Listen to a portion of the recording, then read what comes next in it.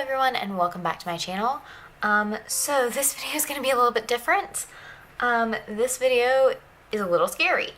I am going to be making a Frankenplanner today. So basic reasoning behind this.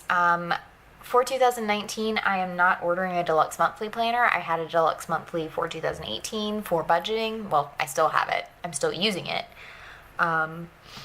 So I have it for 2018, but I'm not loving constantly having to go back and forth between two different planners. Like, it's very distracting. It's difficult for me to focus. So in order to just simplify my life, make my life easier, I am going to be basically using this single planner for multiple purposes. And so in order to do that, I have to do a little bit of planner surgery before we get there. So first thing first, I'm going to talk a little bit about what you need in order to do this. I have done this before, not with a life planner. I've done it with the teacher planner. So I wouldn't say I'm an expert, although I did do this multiple times with the teacher planner. But I know what I'm doing. I'm not just rushing into this decision. This is something I've been thinking about for a while, just because I do have some extra pages in this year's deluxe monthly. I also have a notebook that is the dot grid pages that I honestly am never going to use all of. So I've got that as well. I also have a recollections planner that I don't know if I'm going to be able to pull anything out of here or not. There's some really great note paper in here.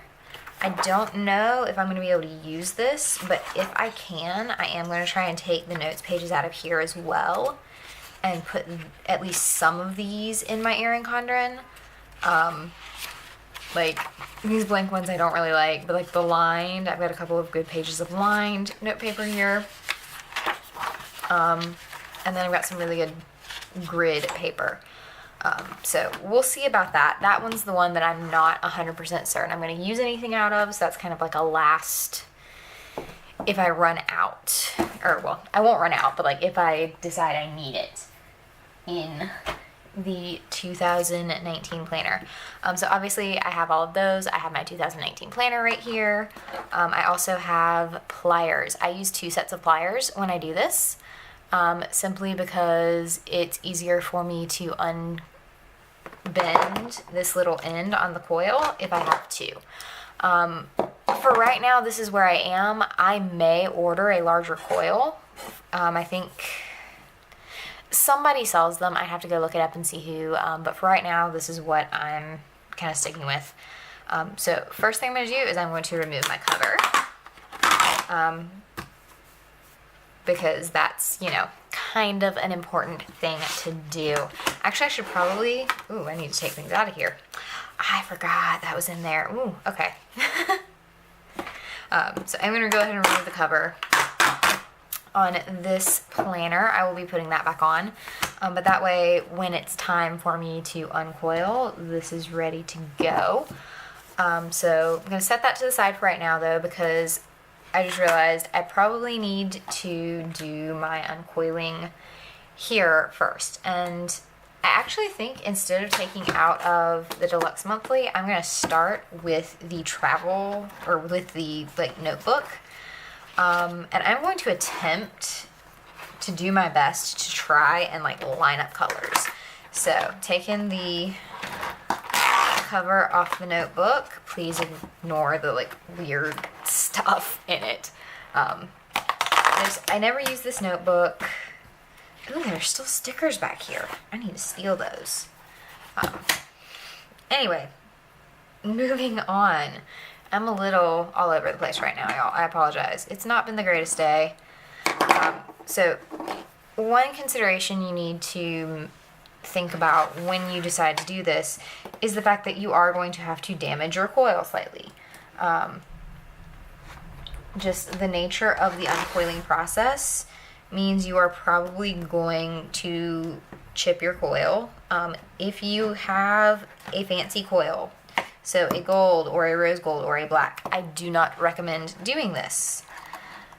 And it's not easy to do this. So just be aware of that. But you have to straighten out the bend in your coil.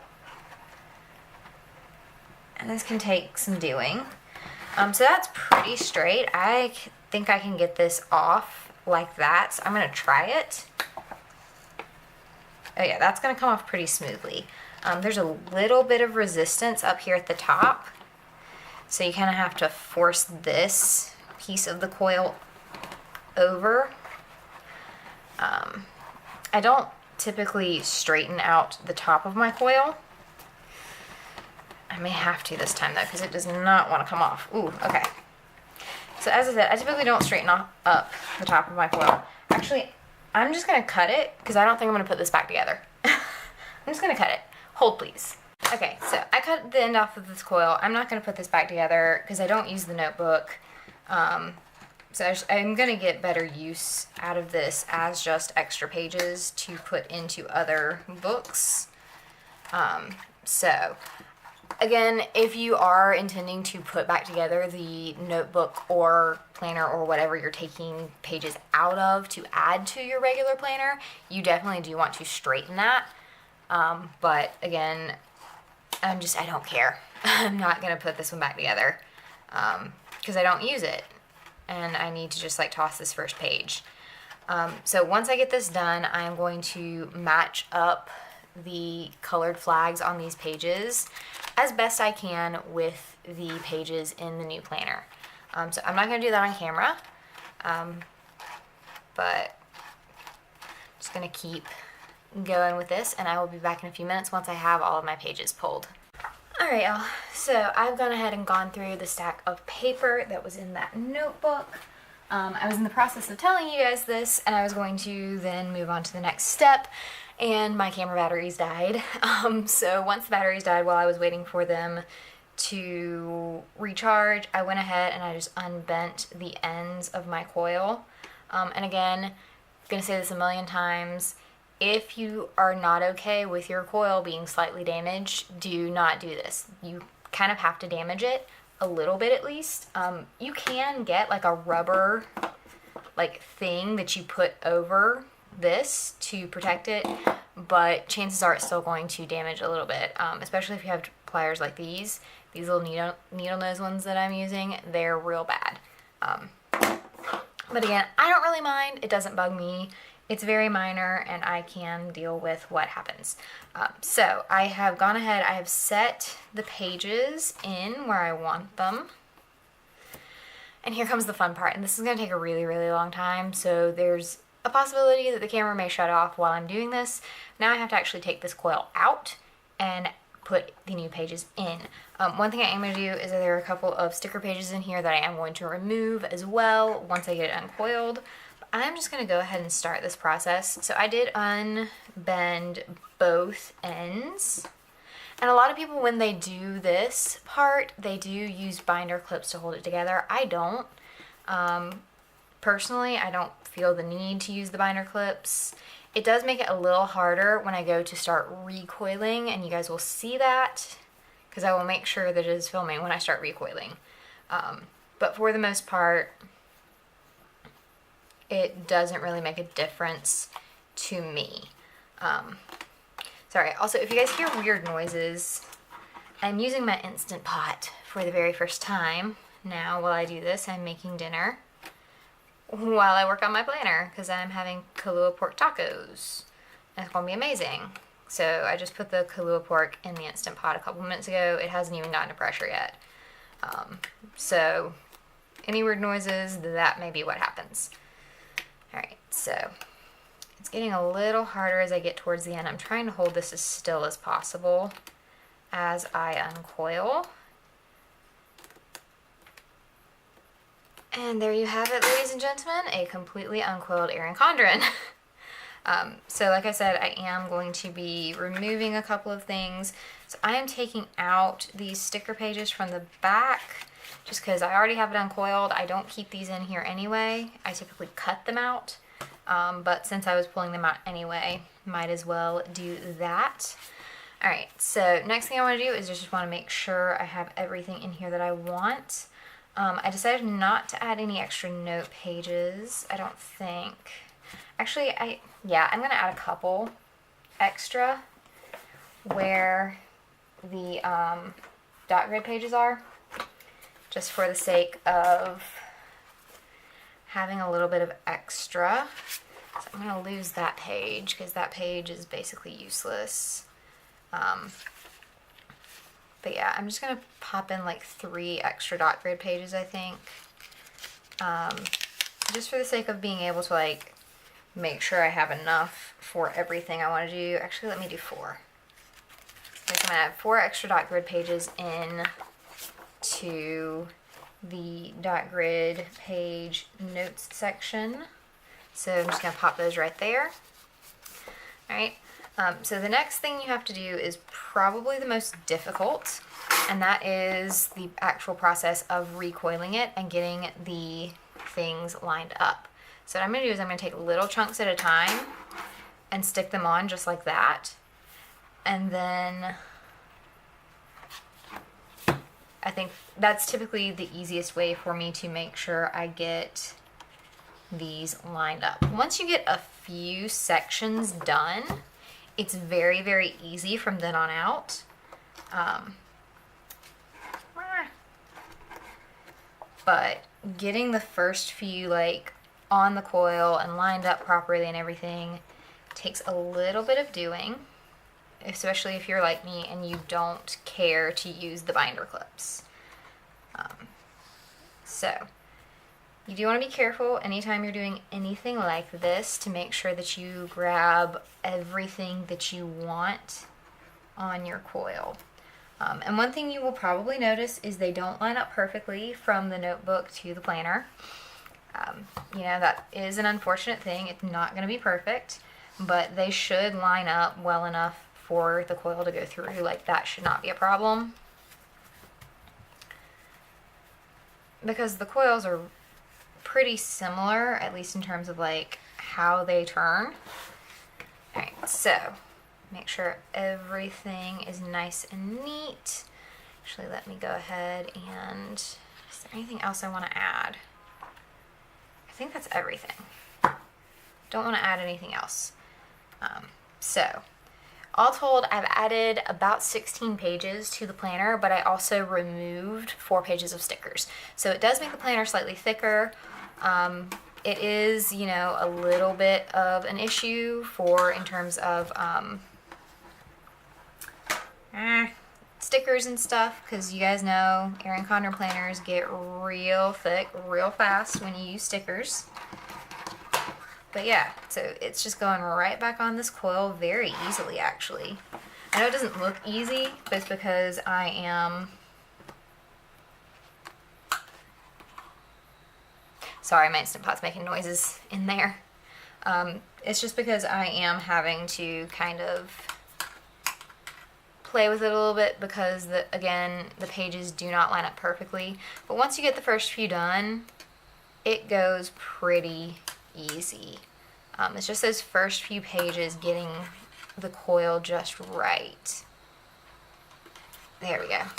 So you guys can see it is really going easily. I mean, this is, once you know what you're doing, uncoiling and recoiling in Erin Condren is a pretty quick process. So like I said, I've done this a few times before with the teacher planners. And actually, basically every time I get an Erin Condren teacher planner, at this point I do this. Just because I like to pull things from old teacher planners to add to the new ones. So like I've added extra page protectors to them because I'll save page protectors from one year to the next.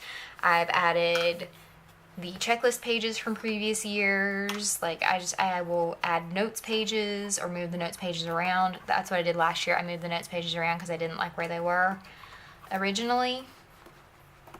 So there are lots of different things you can do to customize once you get familiar with this process.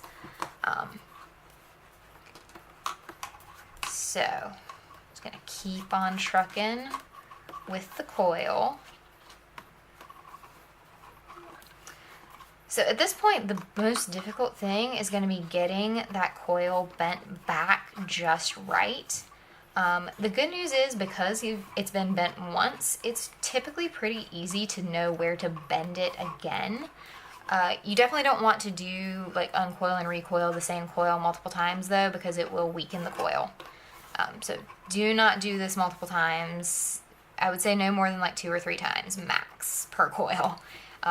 If you need to do it more than that, you probably want to order a new coil from one of the other companies that sells these coils individually, because there are companies that do that. I can't remember which one, but one of the other relatively well-liked planner companies does sell coils. So I'm almost done. There we go. Okay, so my coil is back on. Next step is just going to be to bend these ends back in and then put my cover back on it, and this planner is ready to go. So I'm going to do that before I flip through and show you the finished product, primarily because, you know, I don't want to risk my pages falling off after I just took that time to get them back on. But you guys can see, I mean, it's taken me about 10 minutes from the time I started this clip to now. So that's pretty darn good. Sorry, I'm trying to figure out like which way I want to hold this. Because again, this is a part I have a little trouble with. So it's like,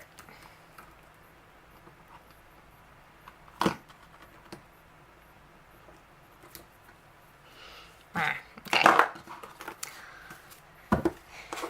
The rebending of the coil is always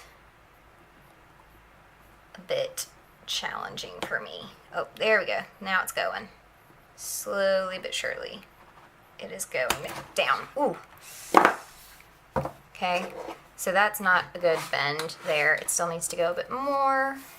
I'm going to grab my other pliers to hold it still.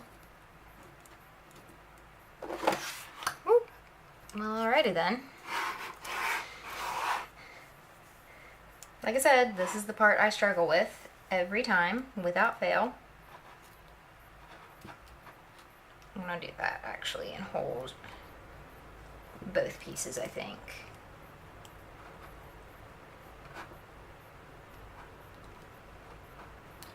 Yeah, come on, man, bend. There we go. Now it's going. Alright, so that's a pretty good bend right there. I can do a little bit better. But at least for getting it started, that's a pretty good bend. That will suffice to keep your pages on. I can do better though. Go through in here. But yeah, the actual bending of the coil, that is always the hardest part, you guys. Like, always, without fail. This is where you're going to struggle. So,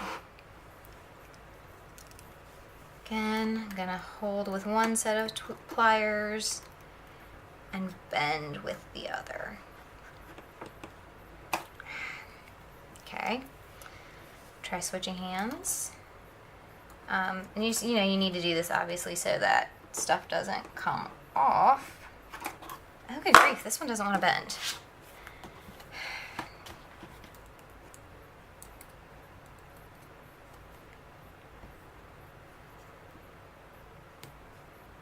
There we go.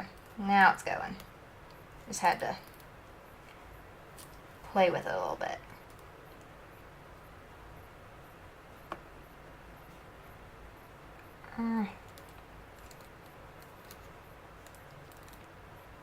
I don't know what you guys can see because I'm working on this coil. Okay, so that's got it pretty well bent. One thing I like to do is just do a flip over. So yeah, I'm happy with that. And I just do that to check to make sure that it's going to lay the way I want it to lay when I do have it flipped in half. So final step is pop your cover back on, because you just want your cover to be out of the way. So that's why you don't have it on as you're going through this whole process and you don't coil it in. Obviously, if you were doing this with another brand planner that did not have this pop-off cover, you would have to also coil in your cover. Okay, come on now. Did I bend that a little too far? May have bent that a little too far out. But it'll be fine. So, I always struggle with these covers.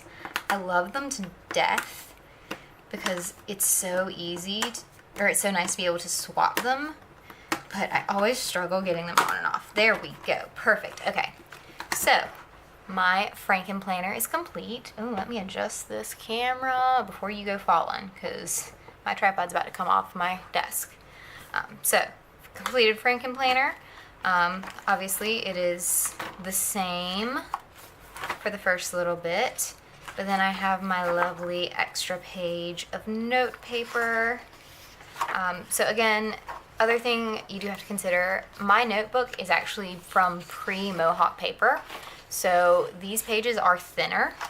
But if you have one of the notebooks that has been made since they did switch to the Mohawk paper, it will be the same.